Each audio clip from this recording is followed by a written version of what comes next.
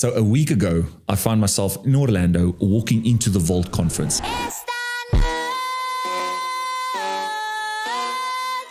A surreal moment for me, something that I've dreamed of for many years. Now, if you've never been to the Vault or heard of the Vault, I want you to imagine 12,000 entrepreneurs, investors, business owners, CEOs, basically builders all in one room, in one place. And everybody chasing a big vision. The energy was electric. The stage was stacked. I'm talking names: Tony Robbins, PBD himself, Patrick Bet-David, Valuetainment, Martha Stewart, a legend when it comes to influence, giants. They just dropped decades and decades of wisdom in minutes. It was absolutely insane. I can remember flying back to South Africa and I can't sleep. I'm literally just, first of all, it's uncomfortable, but sitting on that plane, couldn't sleep, just thinking and reflecting and reflecting and reflecting. And one of the things that hit me hard is it was the soft conversations. It was actually the guys that I met in the crowd, the builders, the guys that's in the trenches, somebody starting, scaling companies from nothing, 100 employees, 200 employees, starting out. And one story actually stopped me in my tracks. There's this guy called Max Willett. He's the founder of Maxed Out. And if you're watching this, Max, absolute respect to what you guys are building. He's actually accumulated 1,000 advisors in a matter of 6 years, 5 to 6 years. I think 700-800 advisors this guy's put together. There's another lady, 62, biggest commercial real estate at the age of 62. She's the biggest commercial real estate agent in the whole state of Florida. Also a mother of 4 children. That is all very successful, which tells me if they're successful, it's something that she installed into them as a leader. Another one, a medical physician. She's starting women's centers, looking after the care of women all across the US. Women alone, just her, by herself, doing this. That doesn't just happen by accident. That's vision, that's discipline. And if that doesn't inspire you, I don't know what will. I honestly don't know what will. But still, as powerful as all of these stories were, there was one conversation that stood out that I want to share with you in this episode. It's a moment I'll never forget. So PBD is sitting in, if you haven't watched some of his episodes, he's such a great question. He asked the most well-formulated, deepest questions ever. And he asked a gentleman called David Falk. And for those of you that don't know, I have to also admit, coming from South Africa, I watch rugby, we watch cricket. I had no clue as what's happening in the NBA. I had no clue who the big names are. But David Falk is an absolute walking legend. So he is the guy that represented Michael Jordan, the GOAT of the NBA. He negotiated and actually put the deal with Nike together. So he actually then, we all know the story. Then he put the partnership together, and then they started not just selling shoes, but also started selling sneakers. And they created Air Jordan, and they changed the business of sports forever. What Nike did with Michael Jordan changed the way we do sports marketing today, and a lot of marketing, period. They had 3,000 track and field athletes they were giving free products or money to. They had over half the NBA, the basketball athletes. They had so many athletes, the joke was they forgot they even had them. One mother wrote in and said, "Thank you for sending my son shoes, but he died last year." And Nike was spending so much money on product and so much money on these endorsements, and they weren't getting any bang for their buck. And they decided to take all their money from all of these endorsements and put it into a superstar, and that superstar was Michael Jordan. So we're sitting there, the analyst is sitting next to me, we're watching this, anticipating who's this guy, and it's quite fascinating to hear the story. And PBD asked him the following: "David, how do you negotiate?" The room went silent, because I think everybody is wanting to know, how did he put this deal together? How did he negotiate? There's big players, there's upcoming guys in the room, and you could hear a penny drop, everybody leaning in. And what Falk said wasn't flashy. It wasn't loud, but it hit me like a punch in the stomach, because it's the complete exact opposite of how most people think negotiation work. Absolute opposite.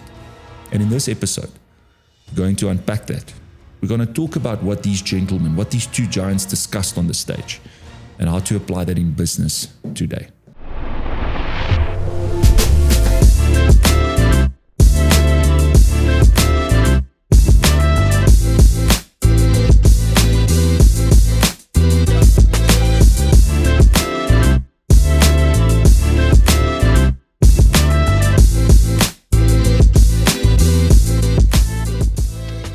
Now, to really get this, I want us to rewind a little bit to the early 1980s so that you can get the backstory.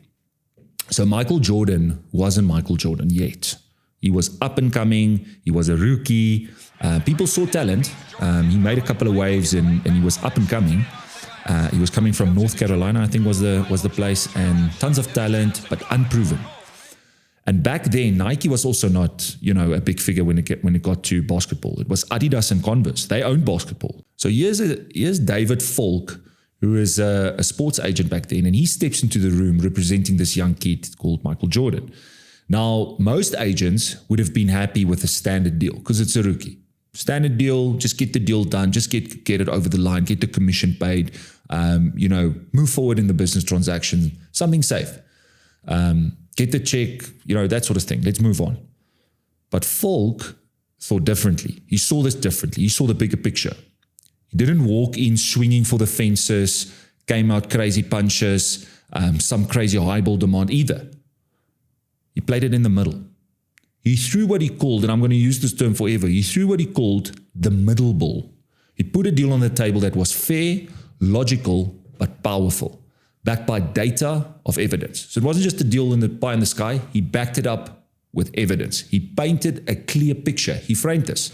Jordan isn't just another rookie. He has the charisma, he has the game, the potential. He's going to change the culture, You're not buying into an endorsement, but here's what he said. He said, you're buying the future of the face of basketball. That's what you're buying. This is what we're investing in. This is what we're sowing in. And the deal he proposed gave both sides an upside. If Jordan performed, Nike won. If Nike committed, Jordan grew. It wasn't extreme. It wasn't low. It was smart. It was in the middle.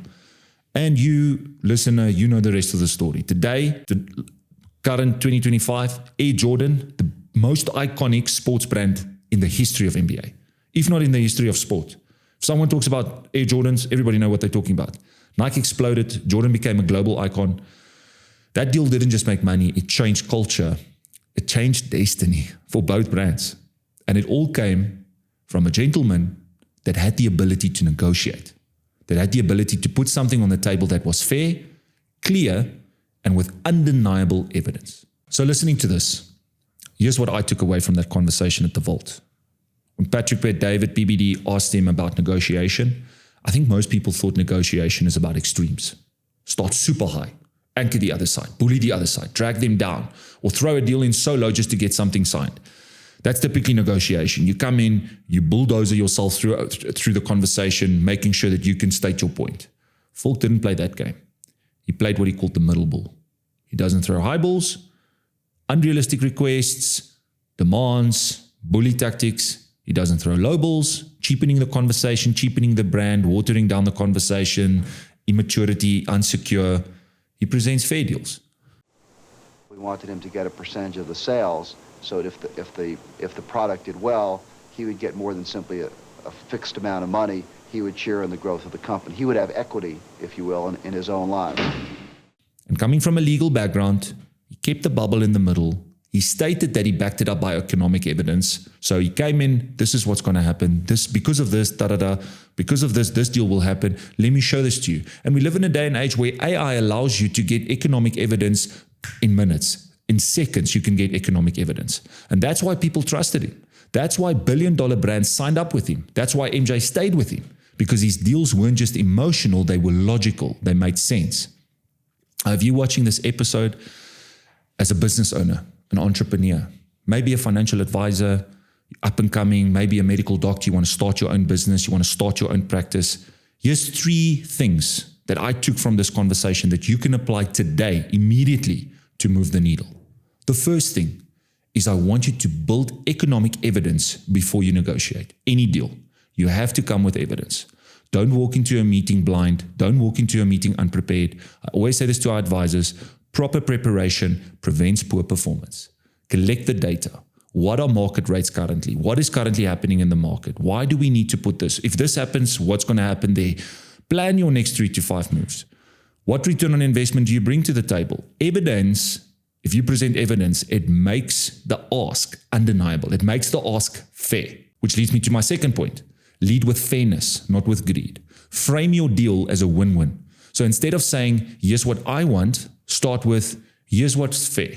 Keep the bubble in the middle, keep your tone in the middle. Here's what's fair. People respect fairness. It lowers defenses. And then the third and last one, stay out of the extremes. Highball offers make people roll their eyes. Lowball offers make people lose their respect for you. So instead, throw the middle ball, a credible, confident number that opens dialogue, that builds trust. One that starts relatively small, but gathers momentum quite quickly. And my challenge to you is the following. The next time you negotiate, whether it's a contract, a sale, a partnership, even a salary, stop playing the extreme game. Stop playing victim either. Instead, ask yourself, how would David Falk negotiated this? What sort of economic evidence could I prepare? Put a fair, well-prepared deal on the table. Back it with evidence, bubble in the middle, throw a middle ball, build trust, and that's how big deals are put together. So if this story gave you value, give it a thumbs up, subscribe below, and share it with someone who negotiates. And we're all negotiating for a living. I joke and said, I negotiated with my son this morning. He didn't want to put on a t-shirt. I had to negotiate. I had to put evidence on the table. I had to throw a middle ball. I couldn't bulldoze him or couldn't I had to come and calm, collected in the middle and present a solution to him so that we're all in the negotiation game. And if you can't master it, I'm sorry, but then you won't win in the game. So try to master negotiation, try to master influence, and try to develop leadership. And until next time, plan the plan.